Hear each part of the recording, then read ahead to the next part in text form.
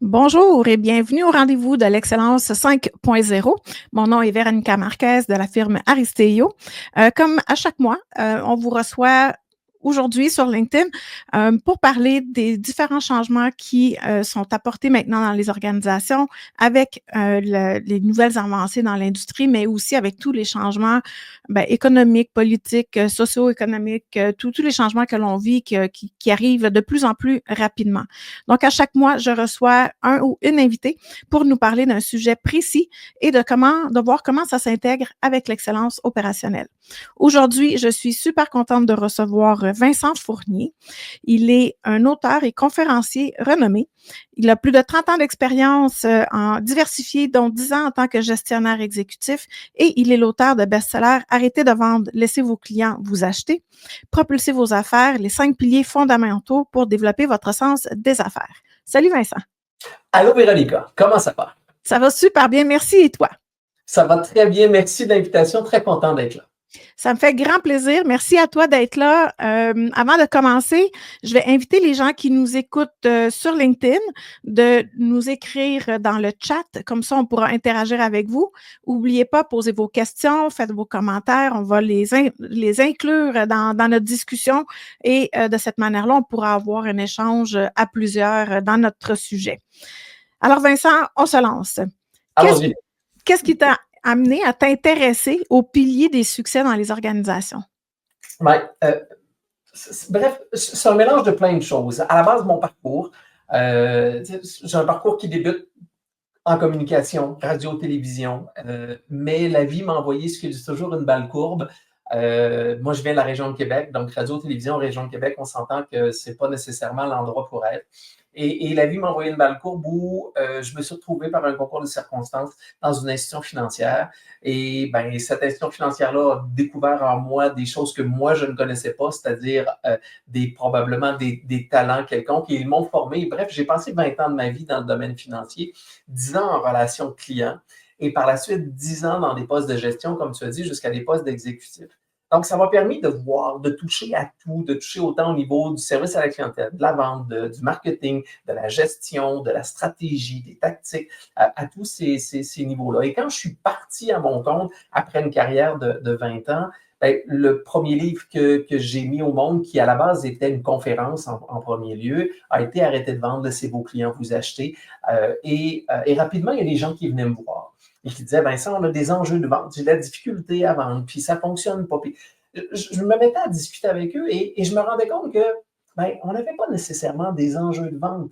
On avait des enjeux de positionnement, on avait des enjeux de stratégie, on avait des enjeux de clientèle cible, on avait des enjeux de marketing. Bref, et c'est là où je me suis permis de prendre ce recul-là et dire, OK, mais c'est quoi les piliers du succès dans une organisation? Parce qu'on a beau vouloir vendre, ben, si on vend puis qu'on n'a pas nécessairement un bon service à la clientèle, une bonne expérience client, donc le client ben, n'aura pas envie de revenir. Donc, c'est là où je me suis dit, ben, en affaires, notre succès et les clients répétitifs. Donc, notre objectif, ce n'est pas de vendre, c'est de revendre.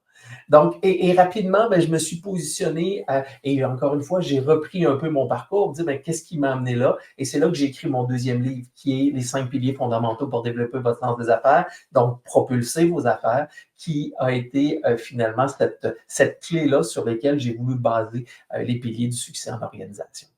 Je trouve ça super intéressant parce que déjà en amont, là, tu viens de nous dire que l'expérience client, puis d'offrir une belle expérience client, c'est pas au service à la clientèle à la fin du parcours client, c'est au début que ça se passe. Donc, j'aime ça parce que tu viens d'élargir la notion d'expérience client. D'ailleurs, on a eu un épisode sur l'expérience client à la saison 1 avec Julie, et puis c'est un peu la même chose qu'elle présentait. Alors, avant qu'on aille plus loin, puis pour être sûr que tout le monde nous suit dans notre réflexion, c'est quoi les 5 piliers de succès? Expliquer, mais peut-être pas dans le super détail, parce que je pense qu'avec les exemples, on va pouvoir mieux les comprendre, mais c'est quoi nos 5 piliers?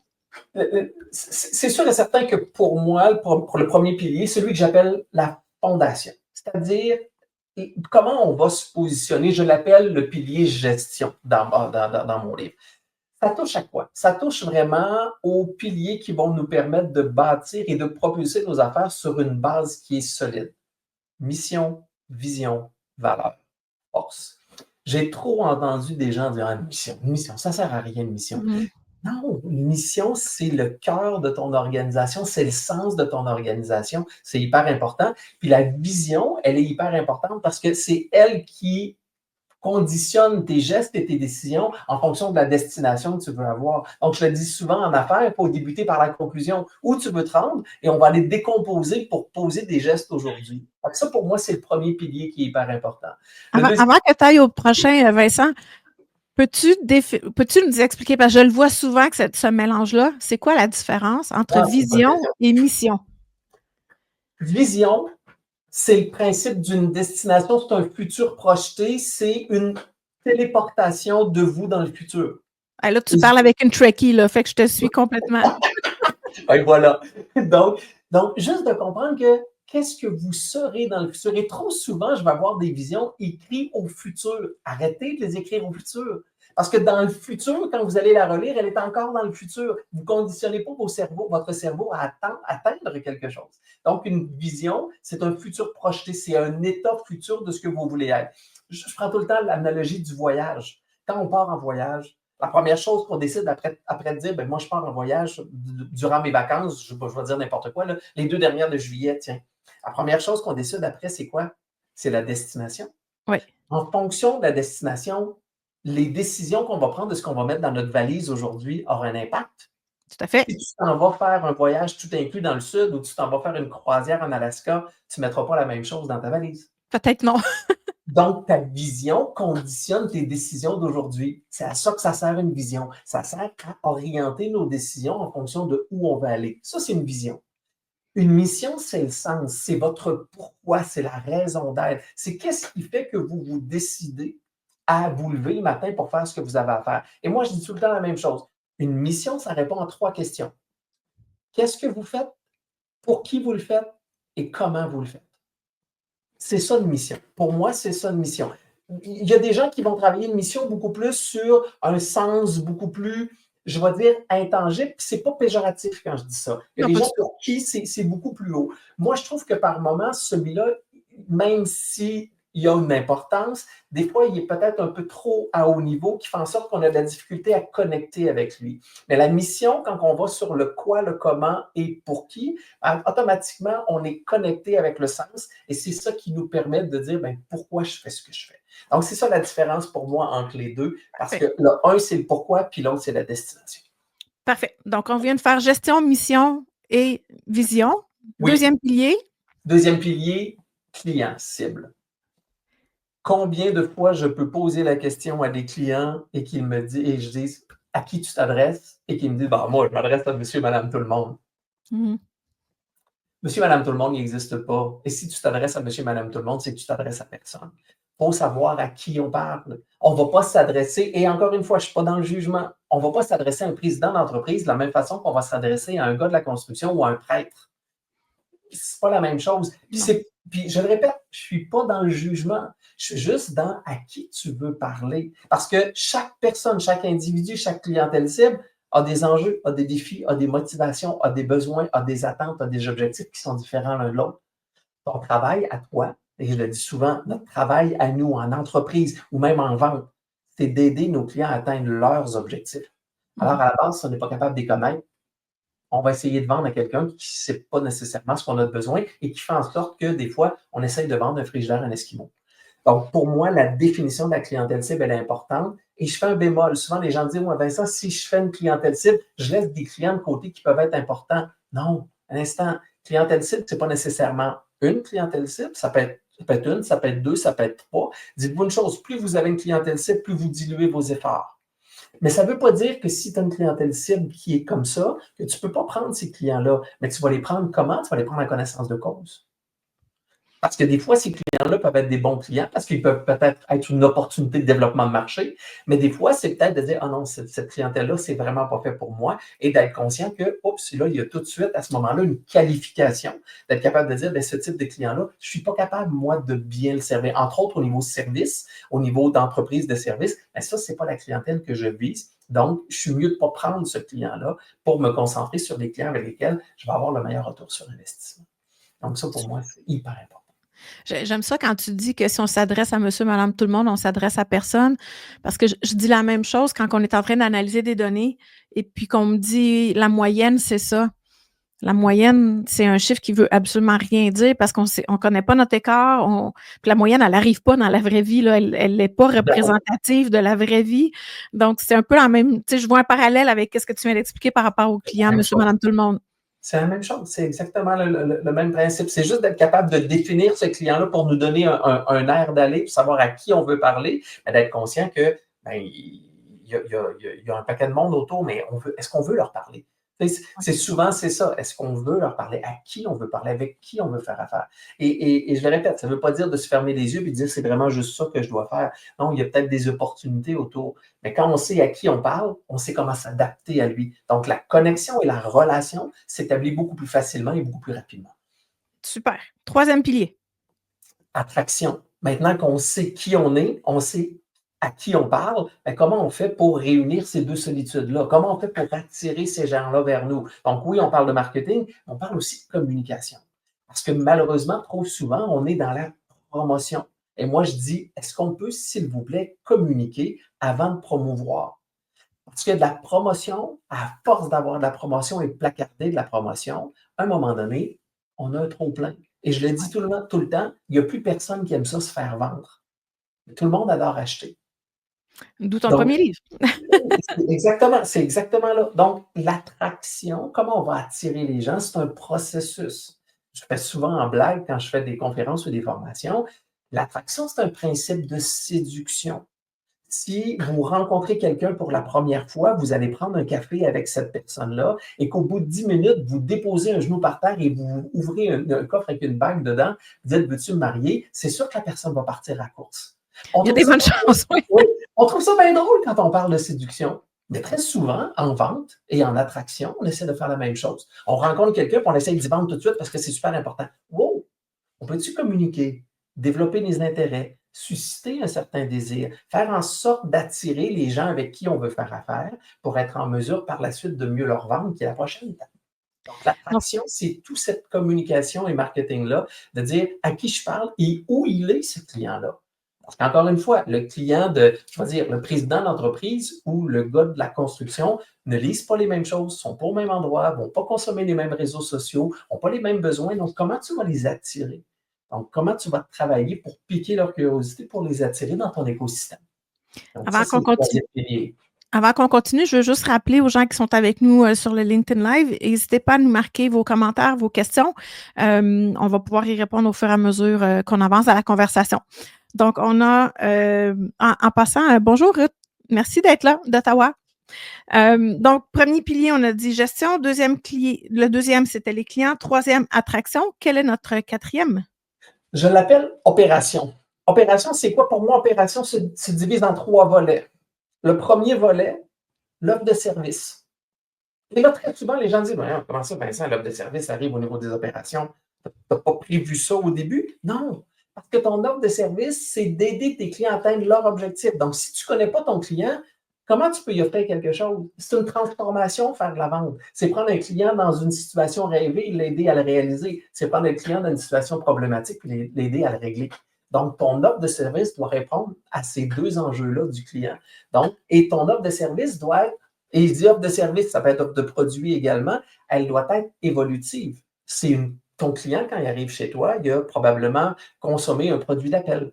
Et à partir de là, comment tu peux l'amener à poursuivre? Je le répète, en affaires, si on veut faire du profit, si on veut réussir, il faut être capable de revendre. Donc, c'est quoi cette courbe-là pour que le client puisse grandir avec vous et se fidéliser? Parce que les statistiques disent qu'un client fidèle, normalement, consomme en moyenne 3 produits chez un commerçant. Donc, comment on peut s'assurer que ce client-là nous reste fidèle? Donc, il y a une réflexion sur notre offre de service à faire. Le deuxième pilier, le deuxième volet du quatrième pilier, c'est évidemment la vente. Vous le savez, c'est maintenant comment on transforme un client prospect en un véritable client. Donc, comment on vend? Je vous le répète, arrêtez de vendre, laissez vos clients vous acheter. Les gens ne consomment pas nos produits et services. À la limite, je vais être honnête avec vous, les gens se foutent de nos produits et services. C'est une valeur qu'ils viennent chercher avec nous. C'est la valeur. C'est ce que nos produits et services vont leur apporter. Et là, c'est important de se positionner de cette façon-là. Qu'est-ce que nos produits et services vont leur apporter? C'est quoi les bénéfices qu'ils vont en retirer? Donc, on va aller là. Et le troisième volet du quatrième pilier, on en a parlé un peu tout à l'heure, mais c'est l'expérience client. Parce que c'est le critère de choix numéro un. C'est le critère de choix numéro un avant le prix en organisation. Je ne vous dis pas que le prix n'est pas important. Le prix, il est important, mais je vous dirais, à prix similaire, le client va toujours baser sa décision sur l'expérience client. Et même, les statistiques disent que 80% des consommateurs sont prêts à payer davantage pour une garantie de service améliorée. Donc, l'expérience client, c'est le parcours, c'est le avant, pendant et après. On disait tout à l'heure, le service à la clientèle, c'est quoi? C'est la prestation client. C'est souvent le pendant. Mais il y a un avant et il y a un après qui, des fois, sont malheureusement beaucoup trop oubliés. Et Oui. le avant ben, fait partie un peu de l'attraction, puis le après fait partie de ton client, est-ce qu'il va revenir? Il fait partie également de comment on va traiter notre client. Hyper important d'en prendre conscience dans nos piliers de succès. Avant qu'on aille plus loin, Vincent, j'ai le goût de te demander, est-ce que tout ce que tu nous expliques aujourd'hui s'applique autant aux entreprises qui vendent directement aux consommateurs qu'aux entreprises qui vendent à d'autres entreprises? Oui, oui, Oui, parce que, encore une fois, je le répète, ça dépend du client. Tout part du client. Le cœur du modèle, c'est le client. Donc, si c'est un fournisseur, ben, comment tu vas vendre au fournisseur qui, lui, va revendre au client? Et ensuite, si c'est un client direct, tu es un B2C, ben, si tu as du B2C, ben, évidemment, c'est qui ton client? Donc, la formule s'applique aux deux. Évidemment, il y a certaines subtilités, mais je le dis tout le temps, la baguette magique, elle n'existe pas. Et non. la recette extraordinaire, elle n'existe pas. Ces piliers-là, pour moi, je les ai bâtis pour une simple bonne raison, pour que les gens se bâtissent leur propre recette sur des piliers qui peuvent bien fonctionner. Parce que c'est important d'adapter ça à notre propre réalité. Tout à fait. Pilier 5. Administration. Comment on attache tout ça? Là, vous avez compris que tous les piliers d'avant, on est plus dans de la réflexion. On n'a pas encore nécessairement mis énormément d'action. Mais maintenant, oui, dans les opérations, on a quand même mis de l'action. Mais l'administration nous amène où? L'administration nous amène à, OK, c'est quoi mes objectifs? Comment je vais les atteindre? C'est quoi excuse-moi, mon fil d'Ariane? C'est quoi ma cohérence dans ma façon de faire? Et c'est là où je dis tout le temps, c'est important de débuter par une vision parce que ta vision va décomposer ton approche afin de t'assurer que chacun des gestes que tu poses est en lien avec ta vision. Trop souvent, mais malheureusement, on fait plein d'actions, mais on n'a pas une cohérence qui nous amène directement vers la vision. Donc, la vision se décompose en orientation stratégique, qui, eux, se décomposent en objectifs, et chacun des objectifs se décompose en tâches, en projets, en activités. Donc, à chaque fois qu'une to-do list est faite en fonction d'une tâche, il est en lien avec l'objectif, l'orientation stratégique et la vision. Donc, on a une cohérence, on a une administration efficace, efficiente, productive et performante. Ça ressemble beaucoup aux choses que moi je dis, mais on a une question qui vient de rentrer de Ruth. Comment est-ce que tu vois l'exercice de la créativité dans chacun de ces piliers-là? C'est une excellente question. Pour moi, l'exercice de la créativité, il est à peu près partout. C'est-à-dire, il est très présent au niveau de la vision. Qu'est-ce que je veux faire? Comment je peux exprimer ma créativité par rapport à où je veux aller? C'est quoi les voies non explorées que je peux faire? Donc, je vais me permettre de parler de créativité et de faire une parentalité avec l'innovation. Parce que, évidemment, pour moi, la créativité, c'est pas juste artistique. La créativité, ça nous amène à voir des choses. Et donc, c'est hyper important comment on peut amener la créativité dans ma vision. C'est quoi le chantier? Le chantier qu'on peut mettre en place pour profiter d'une certaine opportunité en lien avec la vision.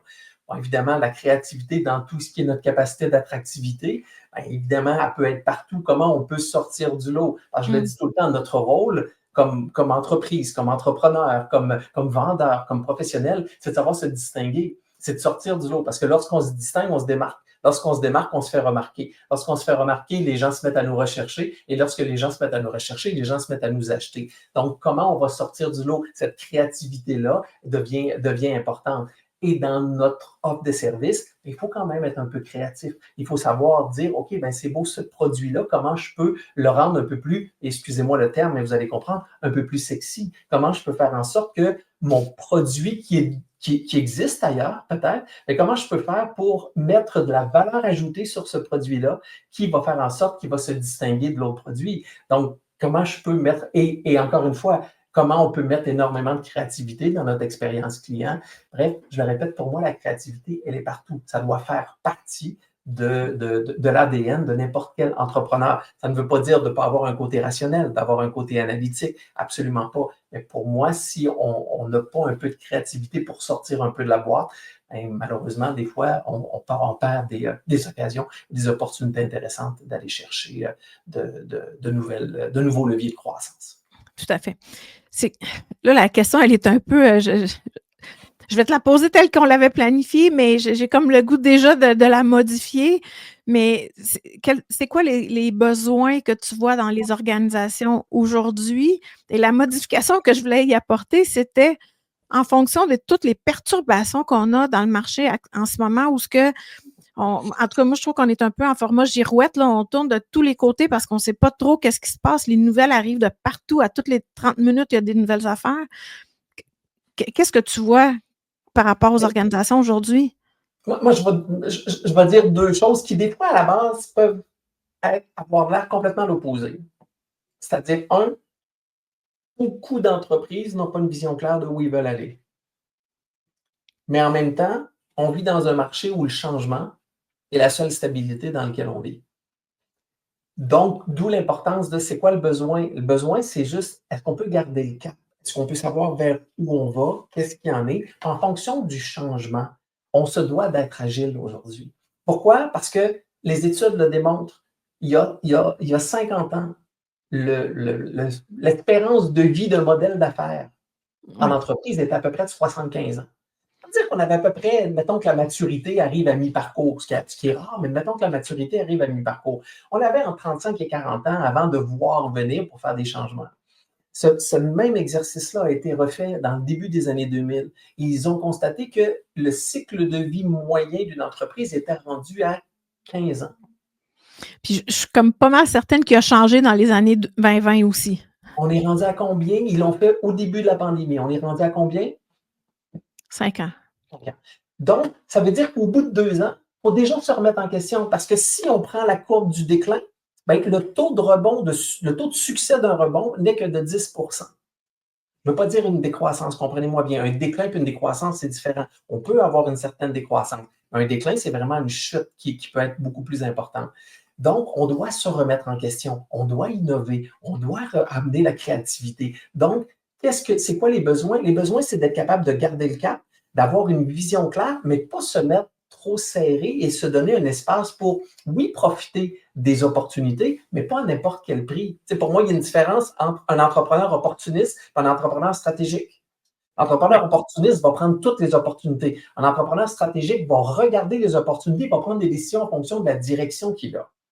Donc, c'est extrêmement différent pour moi. Donc, les besoins, agilité, réinvention, remise en question, c'est Ruth qui nous parlait tout à l'heure de créativité, je vais ajouter de l'innovation. On n'a pas le choix, mais tout ça dans un cadre de référence qu'on aura bâti en fonction de où on veut aller, avec qui on veut y aller, en fonction de nos valeurs, en fonction de notre mission. Et c'est ça que ça nous aide de prendre des décisions beaucoup plus éclairées plutôt que d'avoir l'air effectivement d'une girouette et de changer d'idée à tout moment. Oui, ça ne nous empêchera peut-être pas de se sentir comme une girouette, même si on ne l'est pas, mais au moins ça nous fait, je pense que ça nous permet d'enlever plus rapidement des éléments qui arrivent qui ne sont juste pas en ligne avec ce qu'on veut réaliser. Donc oui, on va voir plein de choses, puis on n'a comme pas le choix. Aujourd'hui, on est comme bombardé d'informations de partout, mais c'est plus facile à laisser tomber les trucs qui sont juste de l'information pas pertinente pour nous quand cet alignement est déjà là. Exactement. Et ce que ça nous permet aussi, ça nous permet d'être capable de prendre un certain recul. Parce que des fois, on a le nez collé sur l'arbre. Là, il y a quelque chose qui arrive. Puis là, on essaye, on tourne autour de l'arbre. Mais c'est parce qu'on a continué d'avoir le nez collé sur l'arbre. Mais si on prend un certain recul, des fois, ça nous permet de dire, OK, un peu là, il vient d'arriver telle chose. Et le statu quo n'est pas souhaitable. Ben, c'est plus une option, en fait. Ben, c'est plus une option parce que tout le reste bouge. Alors, si nous, on fait du statu quo, tout ce qu'on fait, c'est qu'on creuse l'écart. Ouais. Plus on résiste, plus on creuse l'écart et plus on rend notre capacité de rebond encore plus difficile. Donc, et comprenez-moi bien, l'objectif n'est pas de changer pour changer. C'est pour ça que le cadre de référence devient important. Changer pour changer, c'est quand on n'a pas de vision, c'est quand on n'a pas d'orientation stratégique, c'est quand on n'est pas capable d'encadrer vers où on veut aller. Et comprenez-moi bien, ça ne veut pas dire qu'il y a une opportunité qui arrive complètement du champ gauche, qu'on doit dire « Hey, non, ça ne m'intéresse pas ».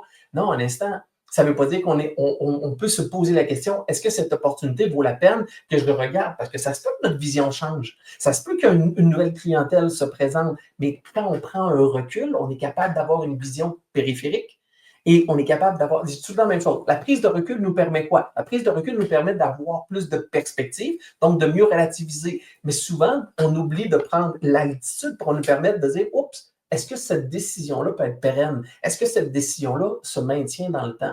Et c'est des fois, si on peut faire juste un des deux, mais l'entrepreneur stratégique va être capable de prendre la perspective et de prendre la hauteur pour prendre des décisions beaucoup plus éclairées.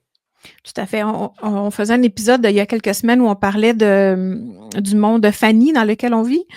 Et on parlait justement de l'importance de savoir quand lâcher prise sur des éléments qu'on a mis dans notre stratégie qui ne fonctionnent plus dans le marché actuel et comment être ouvert aux stratégies émergentes qui proviennent du marché, qu'on n'avait pas nécessairement pensé au départ, mais que là, soudainement, l'opportunité, elle est là, puis ça vaut la peine de la réfléchir et de l'intégrer dans notre nouvelle stratégie. Donc, cet alignement-là que tu nous expliques avec les 5 piliers, c'est assez important pour être capable de voir quelles sont les stratégies émergentes qui valent la peine pour nous et celles les stratégies qu'on a mis dans notre plan, mais que parce qu'il y arrive des changements de tout type qui ne tiennent plus la route pour cette année, puis on y reviendra peut-être l'année prochaine. Mais c'est important de savoir qui on est pour être capable de prendre cette décision-là. Exactement. Exactement. Maintenant, Vincent, si tu nous partageais quelques exemples concrets de ton expérience, peut-être d'entrepreneur que tu as accompagné dans ces démarches-là, puis les changements que ça a pu apporter. Ouais, j'en ai deux qui me viennent rapidement à l'esprit. Une entreprise, il y a quelques années, avec qui j'ai commencé à travailler, c'est une entreprise qui offrait, c'était une école de formation, mais qui offrait également des services formatifs. OK. Donc, deux types de clientèle, on s'entend? Une clientèle d'étudiants, puis une clientèle je vais dire quelque chose que je ne devrais pas dire, mais vous allez comprendre, de monsieur, madame, tout le monde. Hein? Parce que c'était ça la réalité.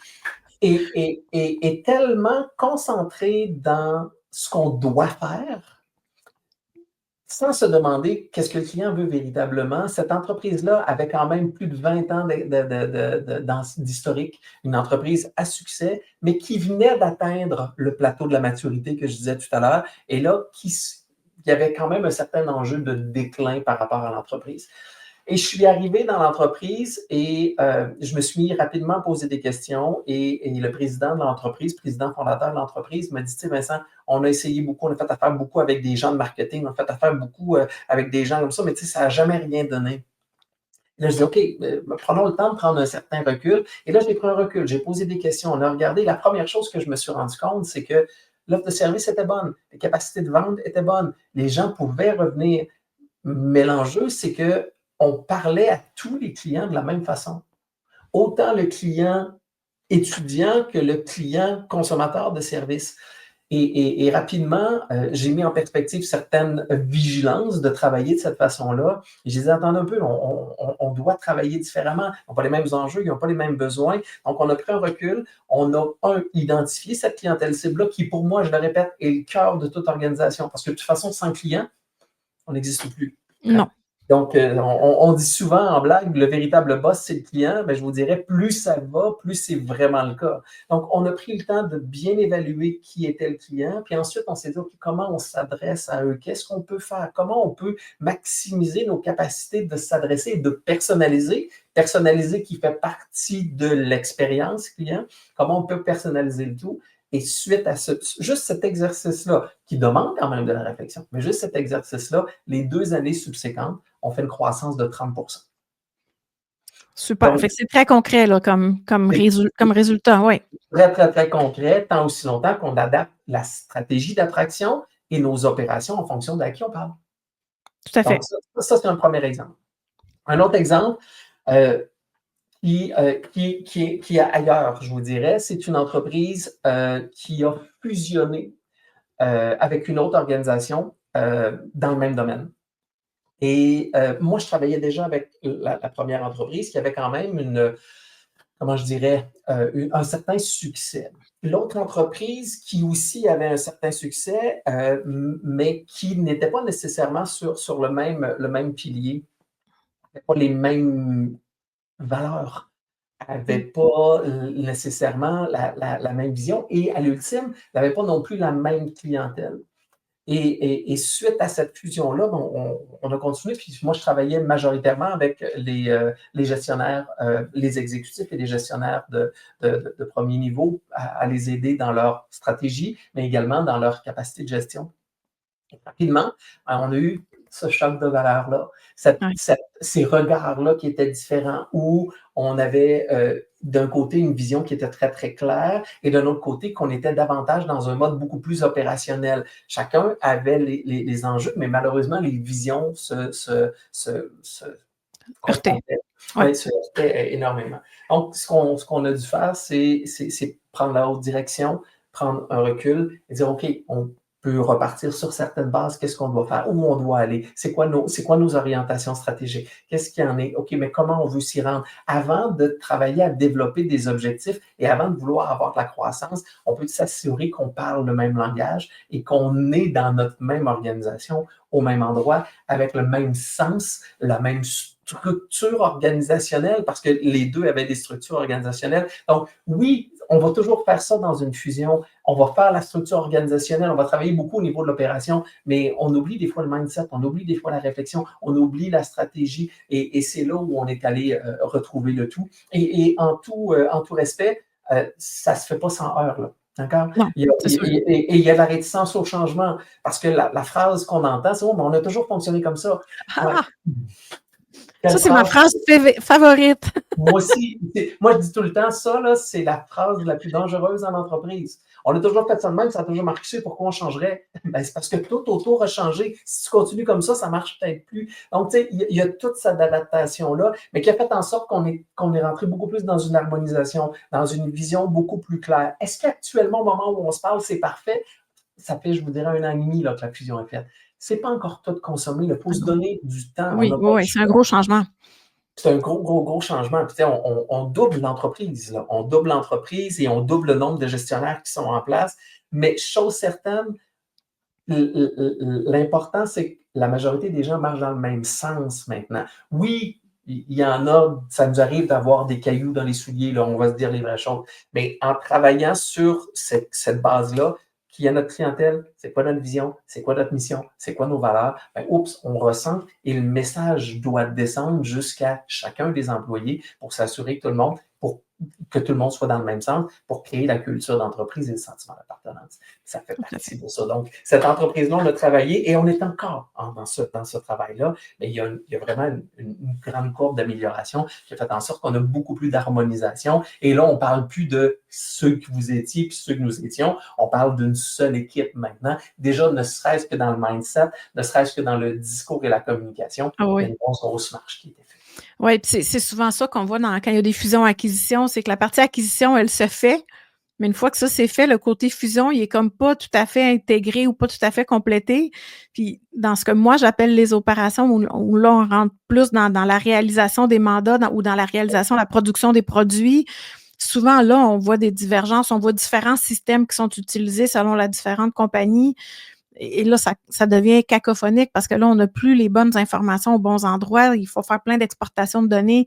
Ça devrait être ultra cacophonique. Fait que, tu sais, ce que tu expliques dans ton pilier de gestion de clients d'attraction, il faut aussi le cascader plus loin. Puis, je t'aiderai dans ton prochain livre, version 2, sur la partie opérationnelle, mais tu sais, il faut l'amener jusqu'en bas aussi parce que sinon, on n'est pas capable de livrer ce qu'on a déterminé en haut. Et tu as raison au niveau de l'opération, mais c'est aussi vrai quand je parle de mission puis de valeur. Tout à fait. Oh, oui.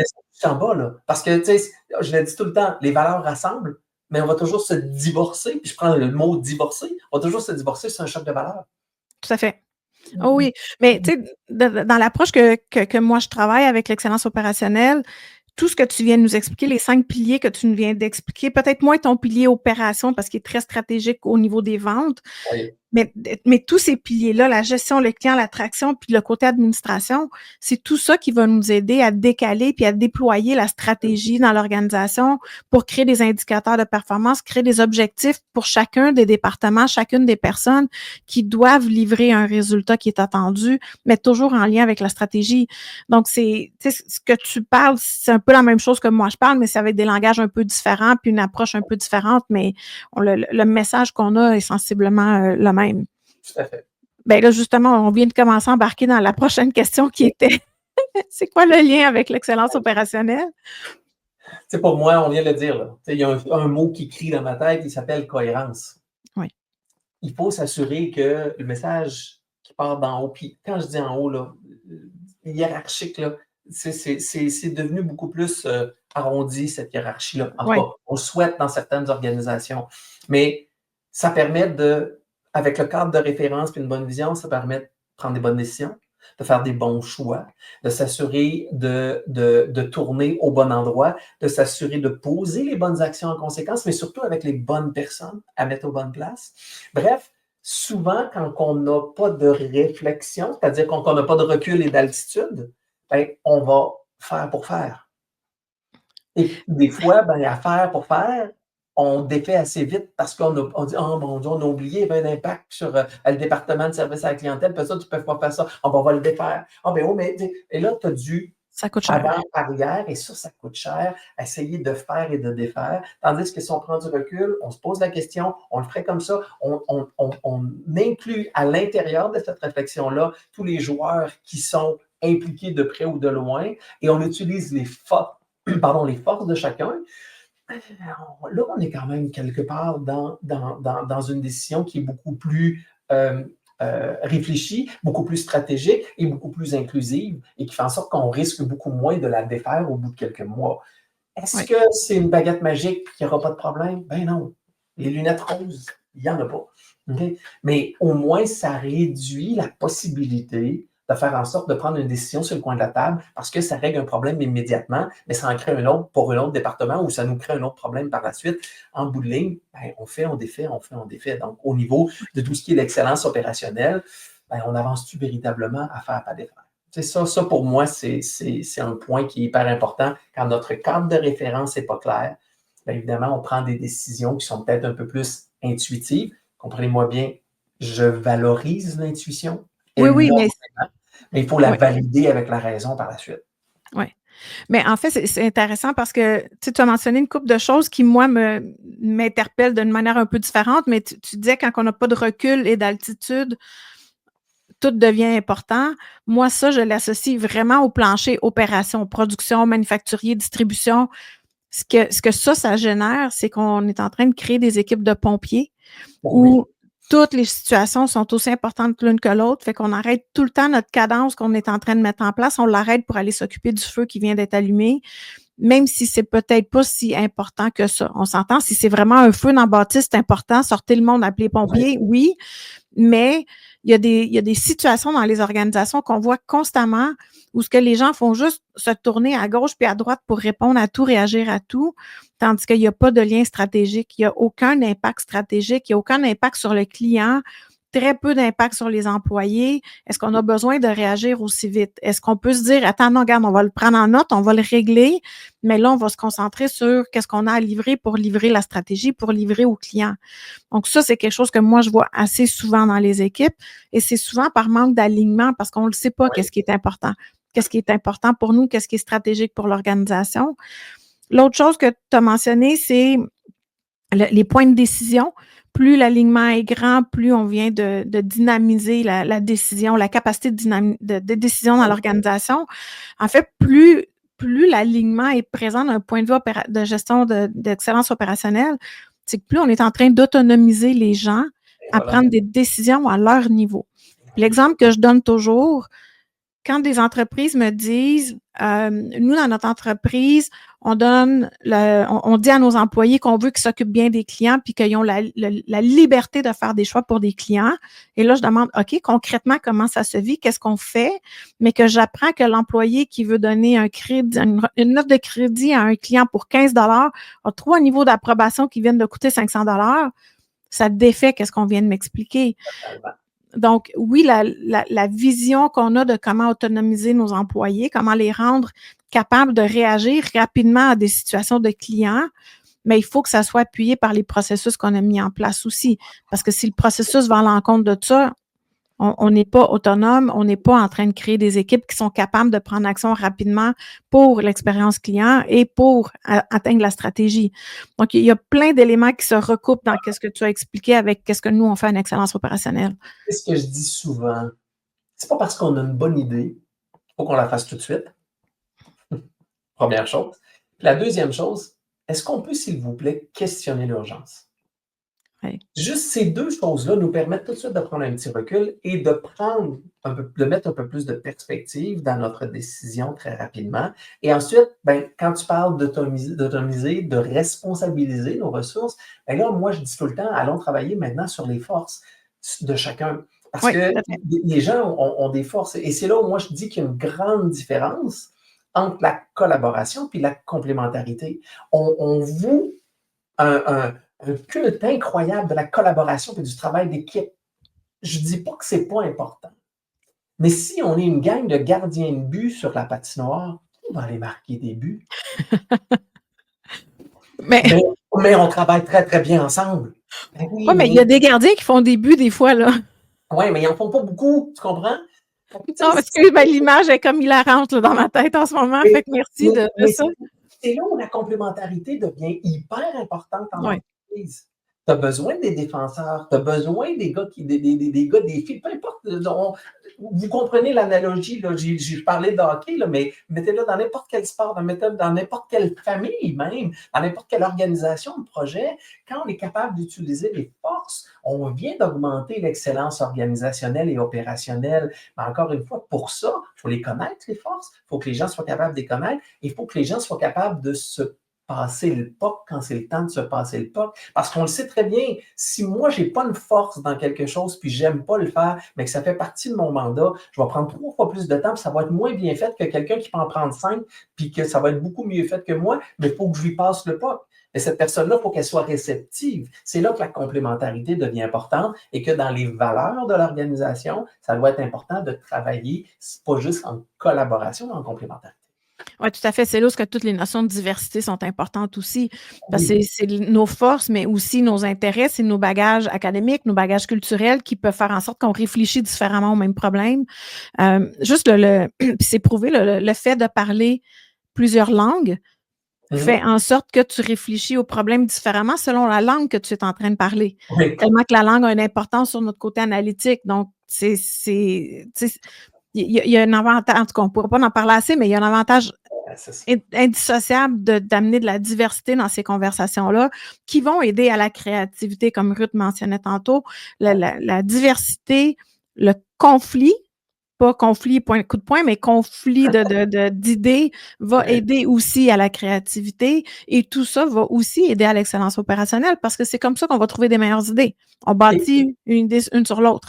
Et quand on connaît les forces de chacun, tu dis souvent en blague, mets un analyste et un créatif dans la même salle, au bout de 10 minutes, ils ne sont plus capables. Mais si l'analyste sait que l'autre est créatif, que le créatif sait que l'autre est analyste, l'analyste sait qu'il a besoin du créatif pour créer des idées pour que lui les applique, puis que le créatif sait qu'il a besoin d'analyste pour les faire réaliser ses idées. Mais là, on commence à travailler en collaboration, mais c'est un peu la même chose par rapport à ce que tu dis. Quand on connaît cet environnement-là, quand on connaît les autres, on est capable de collaborer et de se complémenter plutôt que de juste essayer de travailler ensemble sur quelque chose auquel on n'a pas la même vision, on n'a pas la même perspective, on n'a pas la même culture, on n'est pas dans le même environnement, etc., etc., etc.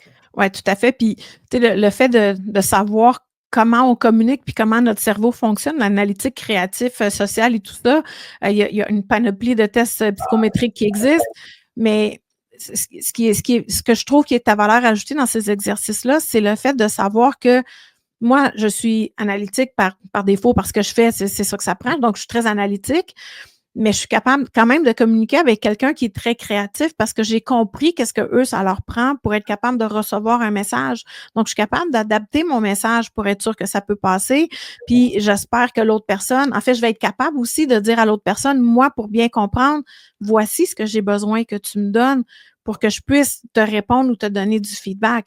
Donc, apprendre à se connaître comme personne, Et connaître nos équipes de travail, c'est aussi un élément clé pour être capable d'aller dans la complémentarité puis la collaboration. Et on pourra en parler longtemps, là, mais tu sais, pour moi, l'élément le plus important en organisation, oui, le cadre de référence de tout ce qu'on dit, c'est hyper important, mais le plus important, c'est notre remise en question, corporativement et individuellement. Parce que cette remise en question-là, si on n'est pas capable de se remettre en question, on n'est pas capable de voir quels sont nos points de force et nos points de vigilance. Et c'est là que ça devient hyper important, parce que cette remise en question-là, ben, si on n'en a pas, on ne les connaît pas nos points de force, on ne les connaît pas nos points de vigilance. Et cette remise en question-là fait en sorte que si tout le monde le fait, on est capable beaucoup plus de se complémenter, de travailler ensemble. Moi je travaille avec un test psychométrique que j'utilise énormément parce que pour moi, ça a été celui qui m'a permis de mieux me connaître et qui a fait en sorte que je suis parti à mon compte il y a bientôt 15 ans. C'est OK. le test des talents de Gallup, le StrengthsFinder. Parce que le talent est inné, donc c'est une force naturelle que l'on a. Et pour moi, ça a été vraiment une grande révélation qui a fait en sorte que ben, aujourd'hui, je fais ce que je fais. Ben, ça, pour moi, ça a aidé. Et je travaille effectivement aussi avec ça, avec les organisations, parce que pour moi, il y a des éléments qui sont importants. Puis je ne dis pas que les autres ne sont pas importants. Moi, celui-là, je l'aime beaucoup pour cette raison-là. Et ça nous permet, à partir de là, d'augmenter la performance organisationnelle, parce qu'on sait très bien que quand on est dans nos forces, on est plus productif, on est plus performant, et encore plus quand on est dans nos forces, dans le plaisir, on est encore plus productif et encore plus performant. Ben, écoute, tu n'es pas le seul avec cette idée. Je partage Ruth qui vient de nous dire Amen, utiliser les forces de chacun. Donc, très vrai, on n'est pas les seuls à y penser. Merci, Ruth, du commentaire. Concrètement, Vincent, qu'est-ce que tu recommandes aux entrepreneurs qui veulent intégrer les 5 piliers dans leur culture organisationnelle? 1, se donner le temps. Parce que le mal du siècle, je n'ai pas le temps. Moi, je dis tout le temps, souvent les gens me disent, ben, moi, ben, on n'a pas le temps de réfléchir, ça va trop vite. Moi, je veux dire, tu n'as pas le temps de ne pas réfléchir. Ça, c'est le même principe que ça coûte trop cher former nos employés, mais ça va nous coûter combien s'ils restent puis on ne les forme pas? C'est la même chose. C'est le même principe. Je n'ai pas besoin de déléguer, je ne vais pas déléguer, je vais le faire, ça va être plus vite pour moi. Ben oui, mais quand tu fais ça, ben, tu fais en sorte que tu crées une dépendance. Puis là, les gens vont continuer de t'envoyer, puis à un moment donné, tu vas être débordé. Prends du temps pour former tes employés. Puis bon. Bref, c'est le même principe. D'accord? Donc, pour moi, là, la réflexion avant l'action. Ça, pour moi, le plus concret, c'est la réflexion. Et la réflexion, là, c'est pas 3 jours de retraite. Là. Ça ne veut pas dire ça. Là. Réflexion, là, ça peut être juste un peu, c'est la bonne chose. Ah, ben peut-être qu'on pourrait faire ça. Ah, ben c'est vrai, je vais penser à ça. Je vais demander à telle autre personne. C'est fini, ta réflexion est réglée. Mais très souvent, on a du tac au tac. C'est-à-dire, quand je dis réflexion avant l'action, ce que je dis, c'est qu'on peut-tu être proactif plutôt que d'être dans la réactivité. Oui. 80% de notre temps, entre 75 et 80% de notre temps, devrait être dans de la planification et de l'organisation, et non juste dans l'action. C'est l'inverse, hein, selon moi, en réalité. Là. En tant que gestionnaire, je te parle, OK? Oui. Mais pour moi, c'est l'inverse. Là. Et le problème, c'est que quand tout le monde saute sur le plancher des opérations, ben là, je vais encore refaire mon analogie du hockey. Ben, s'il y a à peu près 22 personnes sur la glace, pendant que Marie-Madeleine veut faire une passe à Jacques, Jacques, lui, il attend la passe de Gertrude, puis Gertrude, elle veut compter un but. Ça ne marche pas. Ça ne marche pas. D'accord? Fait qu'on peut-tu juste prendre le temps de réfléchir pour être capable de prendre ce recul-là pour voir venir et prendre des décisions stratégiques en fonction de où on va aller en lien avec notre vision et notre mission. Ça, c'est la première chose. La deuxième chose, ben, je l'ai dit tantôt, prendre du recul, prendre de l'altitude. C'est beau de prendre du recul, c'est beau de mettre la perspective, mais est-ce que la décision va perdurer dans le temps? Ça prend 8 secondes de se poser ces questions-là. Ça prend juste 8 secondes. Mais des fois, on ne se donne pas ces 8 secondes-là.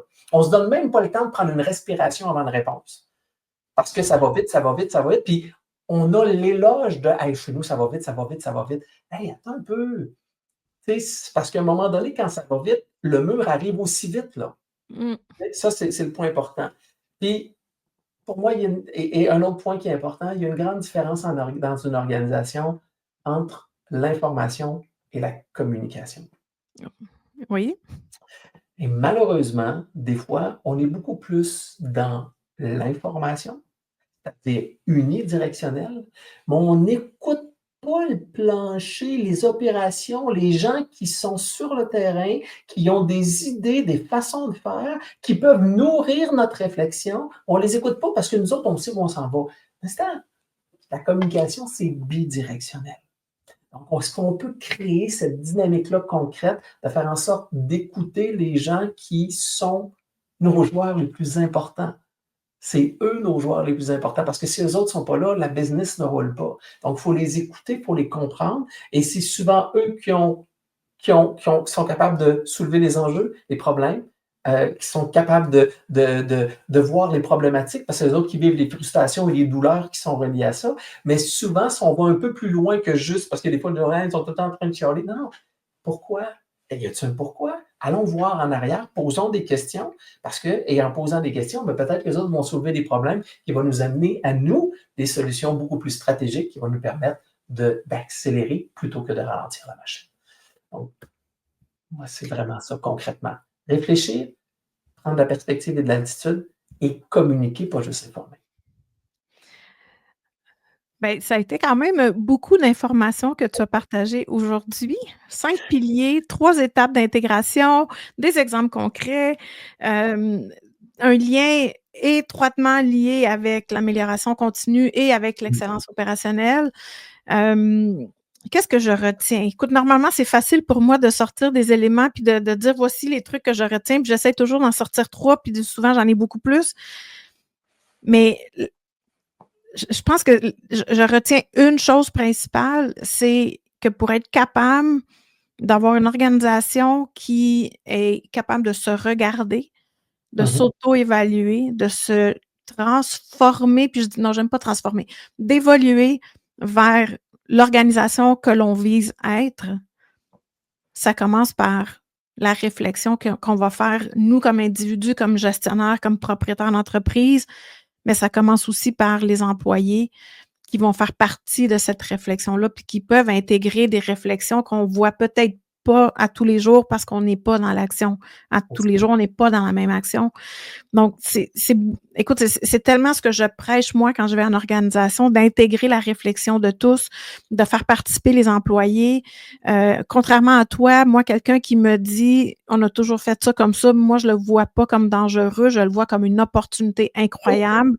Puis quand on me le dit, là, j'ai comme les yeux en étoile, là, je suis comme bien super excitée parce que il y a une opportunité à développer quand on me dit ça, puis ça me permet d'ouvrir une conversation avec ces gens-là, puis de comprendre, mais pourquoi tu me dis ça, puis pourquoi ça n'a pas changé, puis je suis capable d'aller creuser dans le pourquoi ils chialent tout le temps, là. Ça me permet d'aller chercher ces informations-là qui, pour moi, sont indispensables pour être capable d'amener des évolutions dans l'organisation.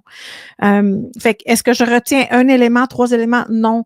Je pense que je retiens que l'ensemble de ce que tu proposes comme démarche est intrinsèquement lié avec ce que moi je propose comme démarche. Et je pense que c'est de mettre les deux ensemble qui vont permettre aux organisations d'aller vraiment de l'avant et d'atteindre la stratégie, mais d'atteindre la vision qu'on se donne, puis de créer notre prochaine vision, puis notre prochaine évolution qui va aller au-delà du 5 ans de vie active ou de vie normale des entreprises aujourd'hui. Exactement.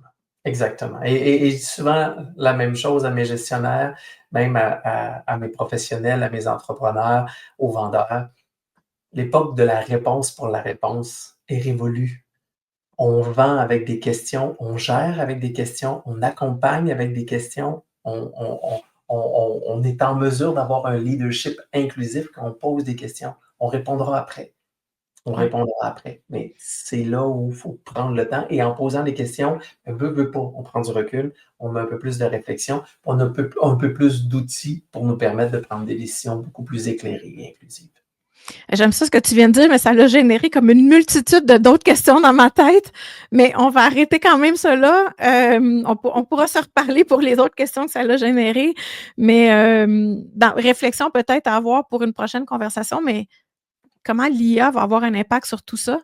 Et comment l'IA peut impacter tout ça aussi. Je pense que ça vaut la peine d'y réfléchir puis peut-être de s'en reparler.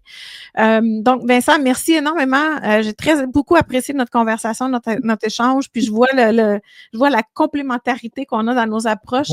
Donc, merci beaucoup pour ta présence aujourd'hui. Merci à toi, c'est un plaisir partagé. Merci à ceux qui étaient avec nous. Je vous laisse avec quelques petites annonces. Donc, c'était notre dernier épisode pour la saison. Normalement, on en fait plus, mais là, avec tout ce qui se passe, on a décidé de recentrer nos efforts, nous aussi, de se remettre en question. Et donc, on va prendre une pause sur les podcasts pour l'été. On sera de retour au mois de septembre. Mais les épisodes qu'on a fait cette année vont être diffusés sur YouTube prochainement. Donc, vous pourrez les revoir, pourrez écouter qu'est-ce qui a été discuté sur le canal YouTube.